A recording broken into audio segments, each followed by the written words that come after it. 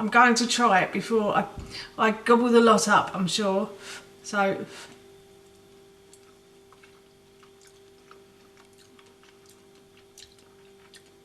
that's really good. The chorizo and the Parma ham give it an extra bit of flavour, which is really nice, makes it quite tangy. Hi everyone and welcome back to Gigi's Kitchen, and if you are new here then hello and welcome. My name's Alexis, and in today's video I want to share with you how to make this delicious meaty shepherd's pie. As I just mentioned, today I want to share with you how to make a really delicious meaty shepherd's pie. So this recipe is really easy to do. It is slightly time consuming, but the efforts are worth the results. It is very tasty, I have to say. So the first thing I've done is I've got myself a large saucepan, and I'm going to put this onto a high heat on my hob, and I'm going to add a little bit of oil to the base of my pan.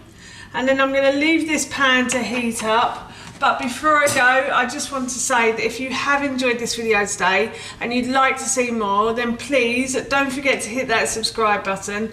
And if you did really enjoy this video today, then please feel free to give it a big thumbs up. And please feel free to leave any comments in the comments section below. Everything like that really helps me out, and I would really appreciate it. Pan is getting nice and hot, so what I'm going to do is I'm going to add 1 onion that I've just simply peeled, sliced and diced to the base of the pan, like so. And I'm going to fry this onion now until it starts to soften. The onion has started to soften, and I can tell because it started to sort of go a clear see-through colour as well. I've probably been frying this for about 2 to 3 minutes now, and I can just see it's getting some colour in it as well. So I'm going to add in the red pepper now. So I've got 1 red pepper that I've just peeled, sliced and diced, and I'm just going to add this to the base of the pan. So I'm making this as if it serves 3, but actually the original recipe is for 4. But I've just put less meat and just less meat in it basically, because it's only my husband, myself and my son having it this evening. But I've kept all of the other ingredients the same, so you would still use 1 red pepper in this recipe. And I'm going to fry this now until this starts to soften down. I'm also just going to turn down the heat slightly because it's getting a little bit too hot. So as I said, I'm going to continue to fry the red pepper until this starts to soften, and it should take around 3 to 5 minutes. So the red pepper has also started to soften now, so what I'm going to do is I'm going to add in 1 carrot that I've just simply peeled and grated. I'm just going to pop that into the base of my pan like so. I'm going to fry this for only about 30 seconds or so. As I've grated it, it doesn't need to be in the pan for too long before you add in the other ingredients. Grating it helps to cook it slightly quicker, I have to say, and it helps to soften it slightly quicker as well, because obviously it's smaller bits, so it doesn't need so much heat to penetrate it. So I've just fried that now, and now what I'm going to do is I'm going to add in my minced beef. So I've got about 300 grams of ground minced beef, so I'm just going to add to these ingredients, and I'm going to fry the minced beef. I'm just going to break it up with my spoon like so, and I'm going to fry this beef until it starts to go a brown colour, so until the meat starts to colour basically. So I'm just going to continue to fry the minced beef. The minced beef is cooked as well, so now what I'm going to do is I'm going to add in my chorizo and my Parma ham. So in the original recipe I said 160 grams of chorizo and then about 4 slices of Parma ham. So as it's only 3 of us, I've got about 120 grams of chorizo and about 3 slices of Parma ham. So I'm just going to pop those into the pan now, and I'm going to stir these in, and I'm going to fry the Parma ham and hopefully mix everything in really well as well. So I'm just going to continue to keep frying mixing these ingredients into the mincemeat. So I've been frying those ingredients for a further few minutes, and now what I'm going to do is I'm going to add in the tomatoes. So in the original recipe I said 1 tin of tomatoes, and I've kept that the same for serving 3 as well. So I'm just going to add a little bit of water to the base of the pan, and I'm going to swirl the pan round like so, and I'm going to pour that in so it just gets rid of the juice from the bottom of the pan basically.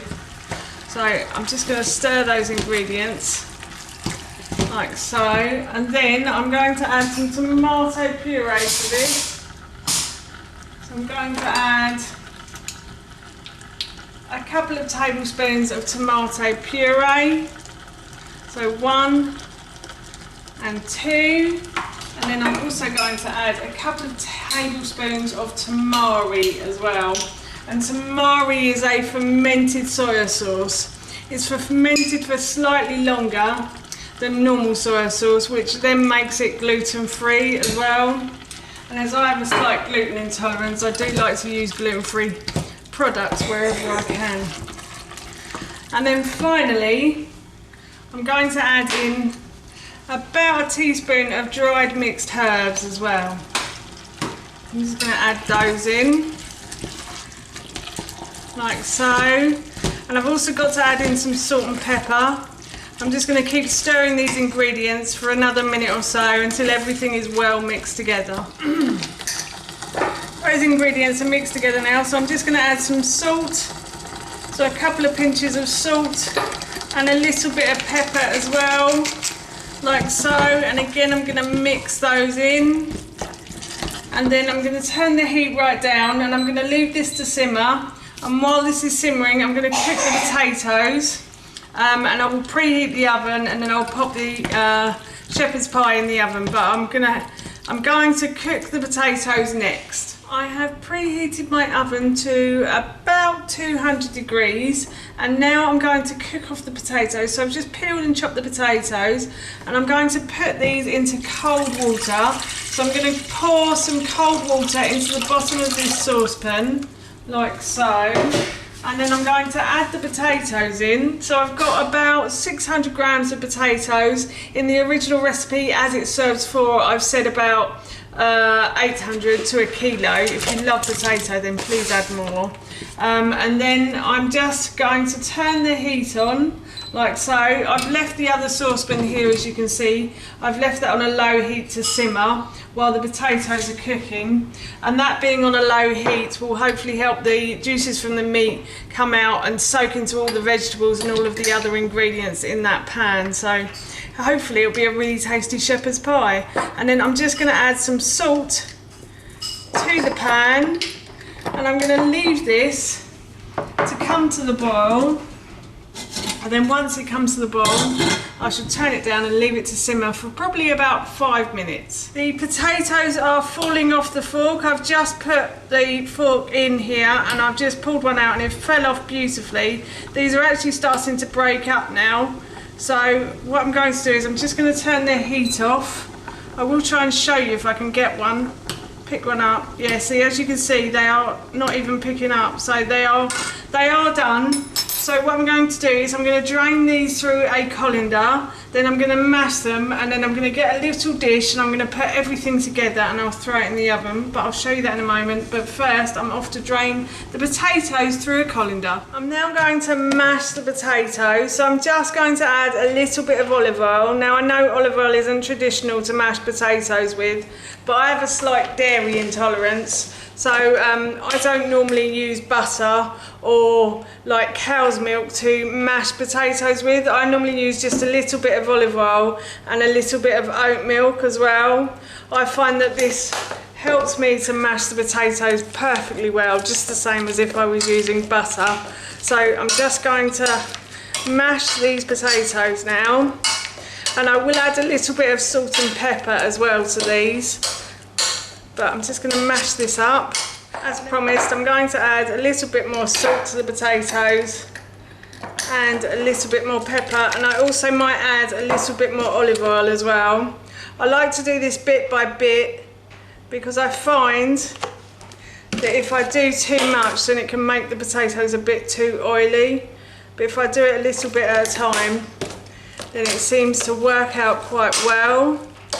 So, as I said earlier, I'm just going to continue to mash these potatoes. As you can see, I have put the meat into the Pyrex, the meat filling into the Pyrex dish, and I'm just spreading the mashed potato over the top. Now I know that in original shepherd's pie recipes, it's traditional to siphon off any juices from the shepherd's pie to make into a gravy, but I often find that there isn't much juice in this sort of shepherd's pie. So I never bother to siphon it off, I just cook it all together. It seems to work out okay, and my husband and son really liked this dish last time I made it. So I don't think there's any issue with that, to be honest. So I'm just going to continue to spread the potato over the top of the filling. As you can see, I've finished spreading the potato over the top, and now what I'm going to do is place this in the oven for about 25 to 30 minutes, or until the top goes a lovely golden brown colour. The shepherd's pie has done. As you can see, the topping has gone a lovely golden brown colour. So I'm going to take this out of the oven. I'm boiling some beans at the moment, so I will serve this with some beans and I will try it and let you know how it tastes, but it smells so good right now. I can't wait for dinner. As promised, I'm going to try some of this now. So I'm going to try a little bit of the meat. I can't promise that I'm going to get any of the Parma ham or the chorizo on it, and I'm also going to try a little bit of the potato as well. As I said earlier, it smells really good, so I'm really looking forward to this, but I'm going to try it before I gobble the lot up, I'm sure. So